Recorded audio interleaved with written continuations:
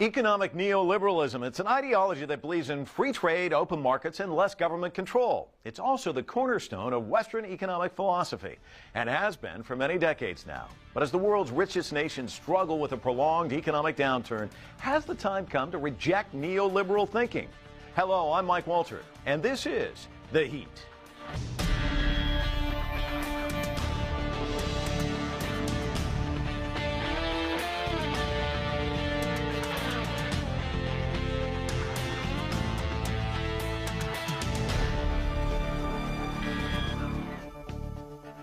Recession, spending cuts, economic unrest, and government bailouts. Over the past few years, they've shaken some of the biggest economies in Western Europe and North America, and the ripples are being felt around the world. So as Western nations fight to restore economic stability, we ask, is neoliberal economics failing? For decades, the United States led the world in practicing and promoting private enterprise, deregulation, and global commerce. Decades of Cold War and the collapse of the Soviet Union bolstered Western belief in the power of the market and the role of private corporations.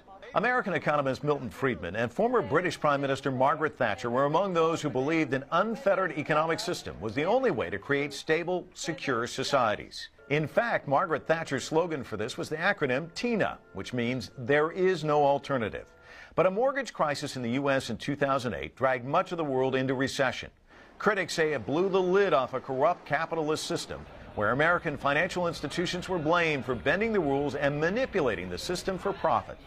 4 years later, the U.S. is still struggling, and Europe is being buffeted by a wave of national fiscal emergencies and banking problems. Joining me now to discuss this is economist Jeremy Rifkin, who has advised the European Union on the economy, climate change, and energy security for the past decade. He's also a prolific writer and the author of the latest book, which is called The Third Industrial Revolution: How Lateral Power is Transforming Energy, the Economy, and the World. We want to welcome you to the show. Thanks so much for coming in. Nice to be here. Is it time to recalibrate how we're doing things as far as, this neoliberal economic thinking? I'm a real fan of the market social model. You have to have both. I believe you need the market's helpful because it can spawn entrepreneurial interest and risk-taking, but it also has to be checked with a social model. Because if the market's left by itself, it can run wild. And you get to a point where you have a winner-take-all scenario.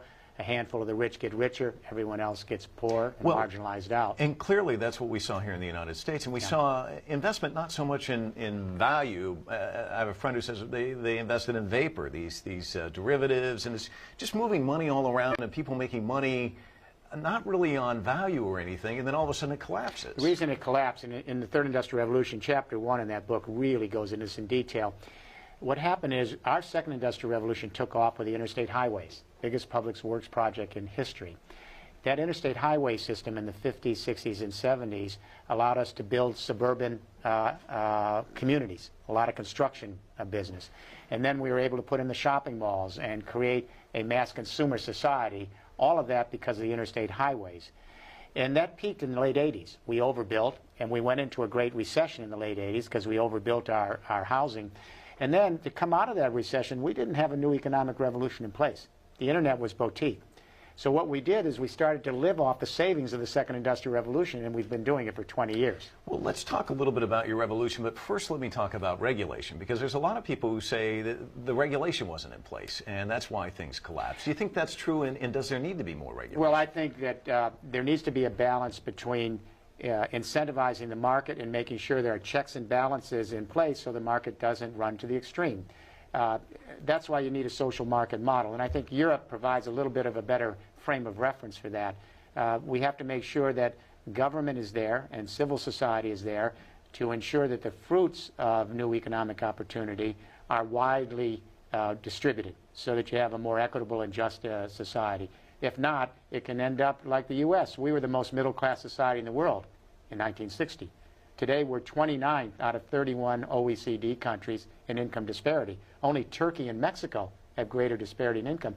That's not a good test of a country's ability in the long run. Well, and a poison gets into the system and it manifests itself. Europe also impacted by what happened here in the United States, correct? I mean, absolutely.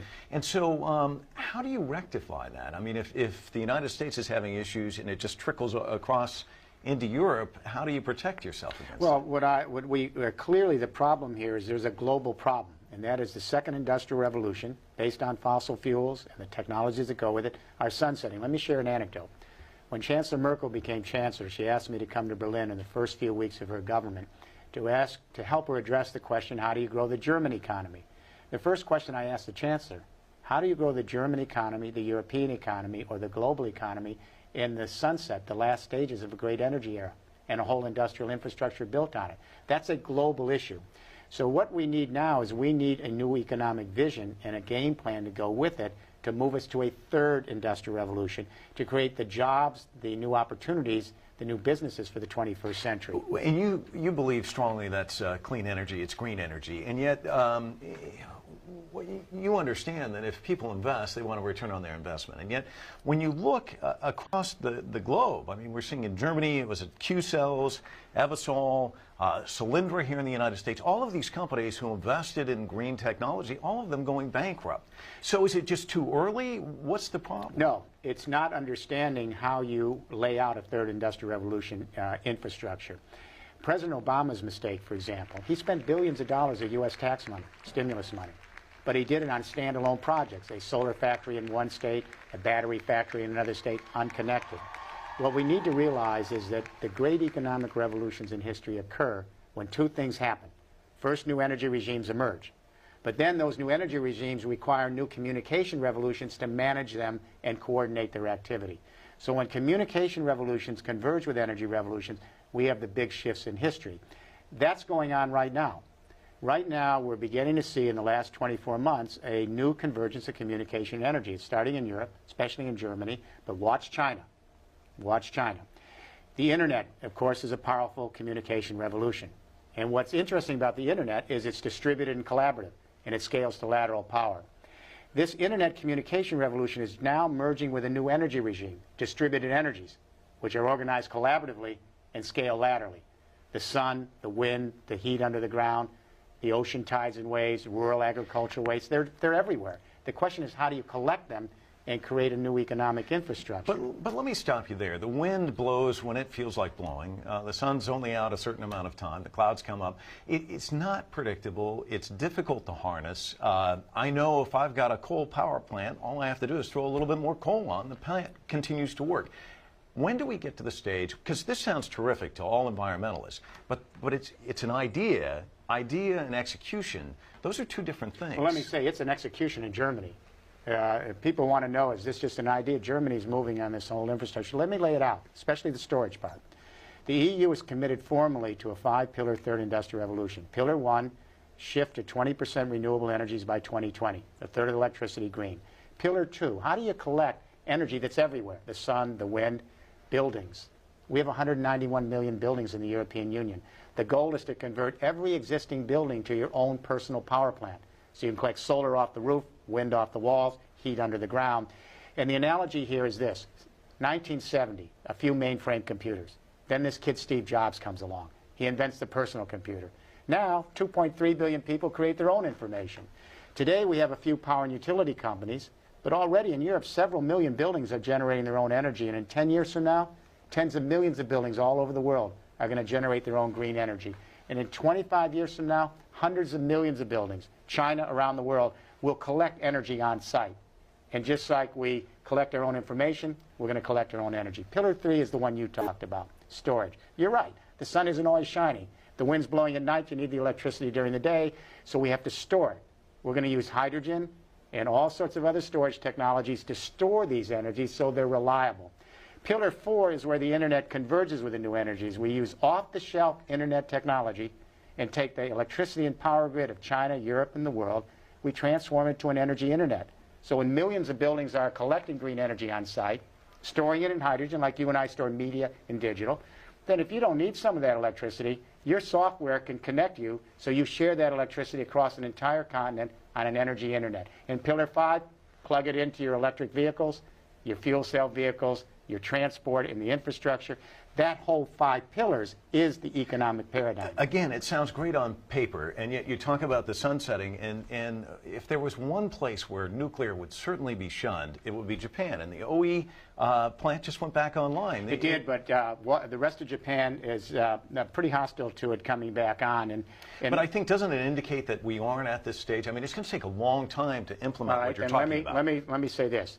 Pillar 1, Germany is at 20% green electricity last year and heading to 35%, everybody listening, by 2020. Pillar 2, Germany has converted 1 million buildings to personal power plants in 7 years and created 370,000 net jobs. Pillar 3, they're testing the energy internet now in 6 regions of Germany.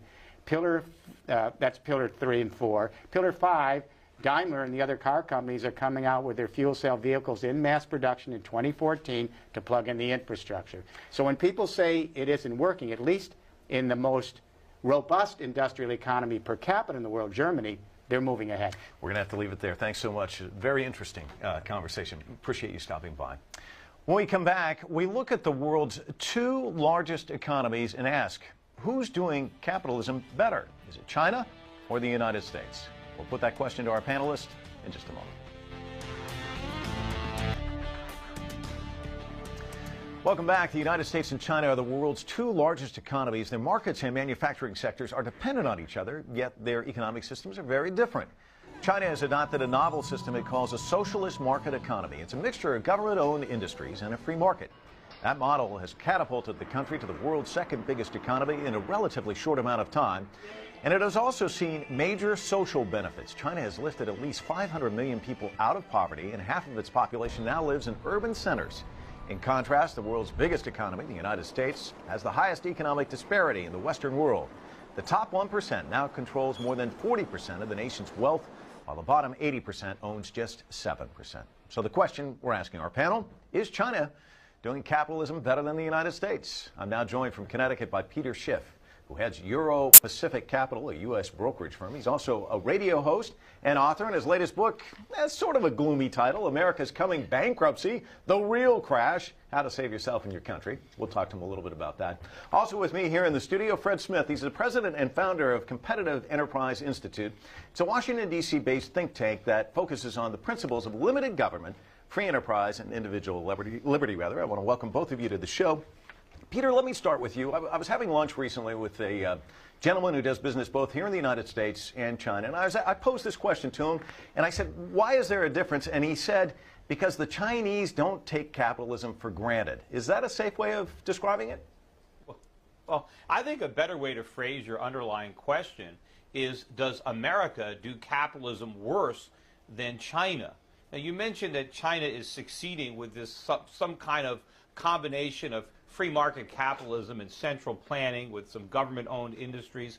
The reason that China is succeeding is not because of government involvement. China is succeeding despite that. It's just that there's enough capitalism in China to overcome all these government obstacles. The problem is there's a lot of central planning in America as well, and I would argue that there's more in America, that we have more distortion of the market based on our government meddling through the tax code, with guaranteed loans, with the Federal Reserve, with various subsidies. I think we are doing more damage to capitalism in America than China is in China, and the results speak for themselves. Look at the enormous surpluses that the Chinese are accumulating. We run up these huge deficits, and I would disagree. You described it as a symbiotic relationship where we both benefit. I think right now it's more like a parasite and a host, where we're feeding off the Chinese economy. They're suffering because they're sending us all these goods that we can't pay for. They give us real stuff that we can use, and we give them dollars that they can't use. Okay, Peter, let me stop you there, because I want to give Fred a chance to jump in here for just a second. Hold on for just a second. Fred, I want to give you a chance to respond. One of my staffers points out that you don't have to teach the grass to grow. Economic growth happens. Entrepreneurship is a natural phenomena, but you just move the rocks off the ground. What has happened in China is they looked over the strait, they saw Hong Kong growing grass, economic growth, and they jackhammered a few holes in that cemented over economy that was totalitarian China, and those holes unleashed enough talent, as Peter points out, to create growth. but there's still massive amounts of rocks on the Chinese lawn, and the question is whether they're going to take them off or not. Right now, they're a mixed economy. They've got all the problems of centralized planning, national industrial policy. You know, we have our roads, our bridges to nowhere. They have their cities with no one living in them. They have basically misdirected massive amounts of capital, and they're going to pay for that, and the Chinese people are going to pay for that. Let me stop you there, because another distinction one might make about what China is doing differently than the United States. In China, it's value. They look at value. In the United States, it seems like we look at vapor. So many people are working the market, trying to short things. It's not real value, and they're trying to make money in a hurry.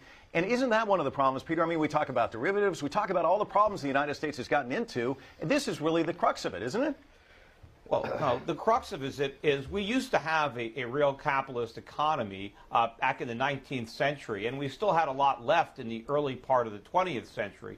But we began to basically go down the wrong path during the progressive era around the turn of 1900, and then we went to Roosevelt with the New Deal, then the Fair Deal under Johnson, and now what we've got now is we no longer have a free market. We've got this phony economy with government directing all the capital to education, to health care, to services. Nobody is saving because the Fed's got interest rates at zero. Everybody is in debt. We've got a huge bloated government on the federal level and also on the individual state level. So we've got this economy that isn't really sustainable. We depend on foreign capital and foreign production. And China's problem is Peter, give Fred a chance to jump in here for just a second. You've got a gloomy story, and God knows there's a lot to be sorry about in the way America is misdirected. The progressive era, of course, was the fatal flaw that led us on the wrong track. But nonetheless, China has about 40% of its economy not in crony capitalism, but actually owned by government. It still has a high degree of centralized control. It has the fact that entrepreneurship is still harder there. As bad as the regulatory structure, you didn't mention regulations, which is the way the U.S. economy is controlled. We don't have crony capitalism and regulation are the real problems in America, and we're still an entrepreneurial society, more than any other in the world. You've got to go through a minefield in America to be a successful entrepreneur, but in China you've got to get the permission of the bureaucrats. It's still easier to be an entrepreneur in America, God knows, far harder than it should be, but don't underestimate the fact that we could still turn this country around. China has got a lot of transitional problems. Well, I would argue, though, I think it's harder in America to start from scratch than in China. I think we have a higher raise of regulations. I just know in my own business right now, I own a brokerage firm. It is impossible. There is no way I could ever start that firm today the way I did myself in the 1990s, because the barriers to entry are now so high. The government-imposed compliance costs, it's impossible for a young person to repeat what I did. But I think it might be easier to do something like that in China. It's certainly a lot easier in Hong Kong, which is still part of China. Yes, Hong Kong is the example of all of us, but it's a city-state, and it certainly has helped China to come to its senses, and maybe it'll help us come to our senses. But look, as bad as the barriers to entry are, and government continuously, when an entrepreneurial field opens up, the regulators finally rush in, try to close it down. But America so far has found entree points, parts of the frontier that have not been closed down. And that's why the vaporware you talked about earlier, that's why the nanotech, biotech fields haven't been destroyed in America. They've been weakened, they've been slowed, but we're still creating wealth in the new fields. The challenge is, can we recognize that grass will wither and die it's unless being we dwarfed get out by of the the way. liabilities. We're running $600 billion a year trade deficits. I mean, walk into a store, go into Walmart, find something that was made in America. Everything is made in China in those stores. No, how can we be more competitive? How can it be easier to start businesses here when they're eating our lunch? Peter, you're smart enough to know that this fetish for the dying industries of the past, agriculture, we've left that. Manufacturing, we've left that. Service, we're leaving. We've got a whole... The creative destruction is about continuously moving to the part of the world that has not yet been closed down. And that's why we see so much creativity in America, because bureaucrats are not smart enough to close down the future. They try. But we still have a society that does it. We don't have to get a Politburo's approval before we try something new. And all of the things that we disparage, the service industry, the vaporware industries you put, are the ways wealth is being created in the modern world, and they're being created here, not in China. Peter, let me give you a chance to respond. What's your view? What's happening in American manufacturing is not creative destruction. It's just destruction. If you go back to the Industrial Revolution, when we became a manufacturing economy, we didn't destroy our farms. The farms just became so productive that we could feed all the people working in manufacturing. In fact, we can export. We didn't start importing our food from Europe because we had manufacturing. What we've done now is destroy our manufacturing sector, and we now import all the things that we used to make ourselves, while millions of Americans are unemployed. This is pure destruction, and it's because of big government policies. The government has made it too expensive to hire Americans with all the rules and regulations and taxes, and the Federal Reserve has destroyed our capital by keeping interest rates so low. Meanwhile, we're borrowing all this money from China. You talk about these ghost towns that the Chinese have built these cities. The stupidest thing they did is buy treasury bonds. They got a lot more treasuries to worry about than cities, and if they stop buying all those treasuries and let their own currency rise, then citizens would have plenty of purchasing power to move into those ghost towns. Peter, yes, of course, but you overstate your case. Look, we're all aware, we agree about a lot of the problems America has, but manufacturing didn't disappear. We outsourced a lot of the components of it in a global economy. The Chinese have much more trouble doing that outsourcing because they're more of a closed economy. The challenge we face as societies. But we have a $600 billion a year trade deficit. So what? $600 billion a year. Trade deficit. We are drowning in red ink. What's going to happen when interest rates rise in America and we can't service this debt? Peter, trade deficits are not taken seriously by any serious scholar. And you know better than that. I mean, it's just like one of those shovelers. It's a shovel that people throw out at. Guys, time out for just a second. Let me ask another quick question.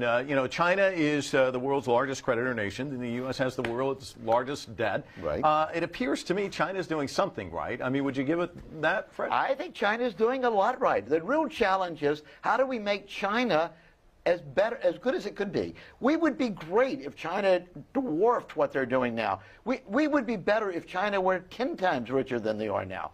And the trouble is the Chinese have internal problems they've got to face. We have internal problems we have to face. We can't solve China's problems for them, and God knows they can't solve our problems for them, but both of us can do better. Milton Friedman, we're both trapped in a national industrial policy. We're both trapped in a situation where government's too big. But government's bigger there still. It's getting smaller. Let me give Peter a chance to jump in here then.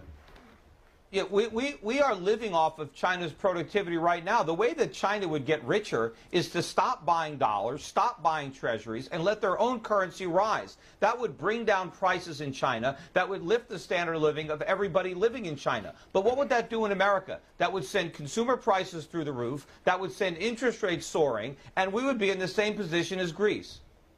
Well, look, should China have a different monetary policy? You know, what is that? One person in a million understands monetary policy, and I meet him every time I take a cab across town. The real challenge is that China will undoubtedly do some of that. They've slowed that down, as you know, because they're worried. They've got a mercantilistic policy like we do. We both want to export and not import anything.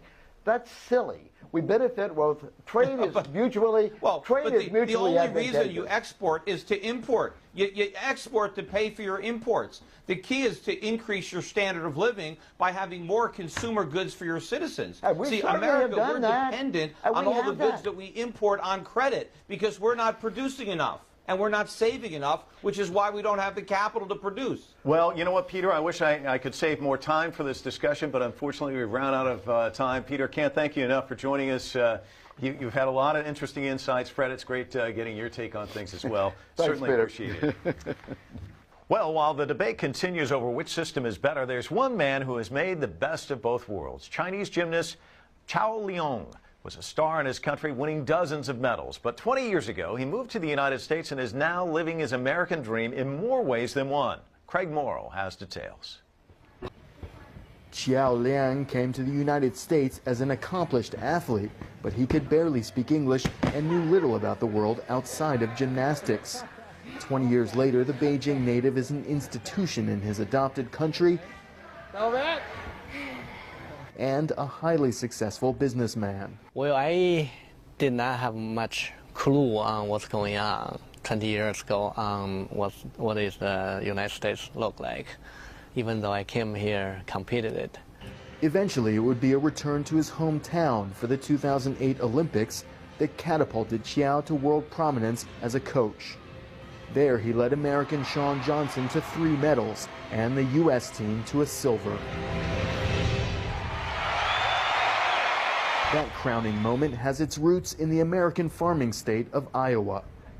Chiao came here in 1990 to learn English and coach at the University of Iowa, a job that he left to pursue a life's dream. I always wanted to have my own business and my own school. So after working for Iowa for 8 years, I felt that one, I can do more if I starting the students at their younger age. And secondly, I can be more in control when you have your own business on where you want to go. Along with his wife, Shuang Liwen, he started off teaching students in a leased space in the state capital, Des Moines. I was renting a facility, a warehouse. We were pretty much maximize the potentials. So I have students already, and then we just overgrow it, and then we moved over to building it. Chiao designed this 14,000 square foot gym himself on the site of a cornfield. Demand became so intense that he added a second gym of the same size about 2 years ago. There are also 2 national champions and 1 world champion training right here at Chiao's Gymnastics. The center has begun to attract gymnasts from all over the United States to train here, and they've even begun coming from overseas. Chiao says he's the only Chinese immigrant in the world to have coached another country's athlete to Olympic gold. That does not mean, however, that he doesn't sometimes imagine bringing his business back home. Maybe I'm building one in China. Later. I don't know. You know, the system has been changing. Now the government is allowing anybody to building up the schools, either for gymnastics or the fitness. Chiao can't hide a smile when talking about 2 young prospects training in his gym. Already U.S. champions, they should have very good potential, he says, for the 2016 Olympics. Craig Morrow, CCTV, Des Moines, Iowa. That's it for this edition of The Heat. We'd love to hear from you, so send us your questions, your comments, and topics that you'd like to see on our show to The Heat at cctv-america.com. Again, that's The Heat at cctv-america.com. And if you missed any of this week's show, or to catch any of CCTV's programming online, log on to cctv-america.com. And remember, when the weekend rolls around again, don't forget to turn on the heat. Until then, I'm Mike Walter in Washington, D.C. We'll see you next time.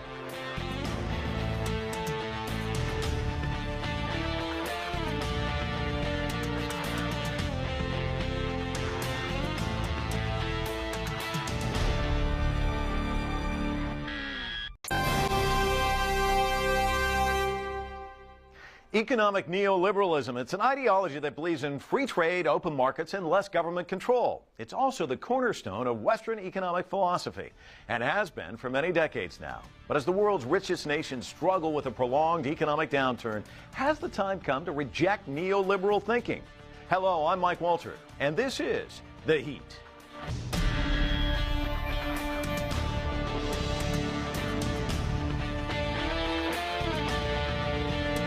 Economy and the world. We want to welcome you to the show. Thanks so much for coming in. Nice to be here.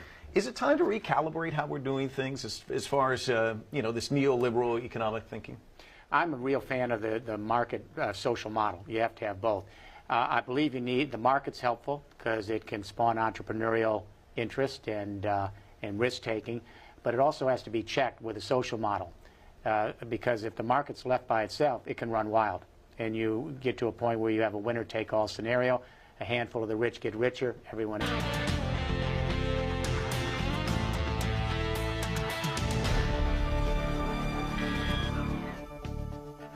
Recession, spending cuts, economic unrest, and government bailouts. Over the past few years, they've shaken some of the biggest economies in Western Europe and North America, and the ripples are being felt around the world.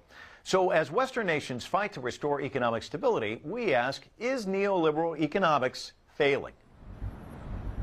For decades, the United States led the world in practicing and promoting private enterprise, deregulation, and global commerce. Decades of Cold War and the collapse of the Soviet Union bolstered Western belief in the power of the market and the role of private corporations. American economist Milton Friedman and former British Prime Minister Margaret Thatcher were among those who believed an unfettered economic system was the only way to create stable, secure societies. In fact, Margaret Thatcher's slogan for this was the acronym TINA, which means there is no alternative. But a mortgage crisis in the U.S. in 2008 dragged much of the world into recession. Critics say it blew the lid off a corrupt capitalist system where American financial institutions were blamed for bending the rules and manipulating the system for profit. 4 years later, the U.S. is still struggling, and Europe is being buffeted by a wave of national fiscal emergencies and banking problems. Joining me now to discuss this is economist Jeremy Rifkin, who has advised the European Union on the economy, climate change, and energy security for the past decade. He's also a prolific writer and the author of the latest book, which is called The Third Industrial Revolution: How Lateral Power is Transforming Energy,